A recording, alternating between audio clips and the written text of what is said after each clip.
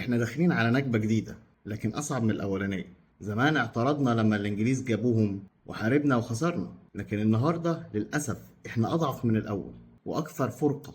صحيح عندنا خيرات في بلادنا كتيرة من بترول وغيره، عندنا جيوش كتيرة والحمد لله، وبلادنا اتعمرت أحسن من الأول، وأنا هنا بتكلم على كل الأمة الإسلامية والعربية، لكن تأثيرنا بقى تقريبا ولا حاجة.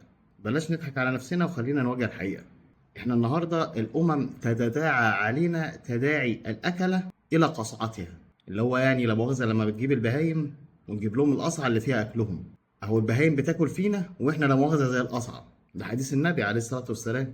على كثرة عددنا لكننا من غير فايدة حقيقية، من غير تأثير حقيقي، لا تأثير ثقافي ولا تكنولوجي ولا صناعي ولا زراعي ولا أي حاجة. زينا زي غثاء السيل، زي ما برضو عليه الصلاة والسلام قال.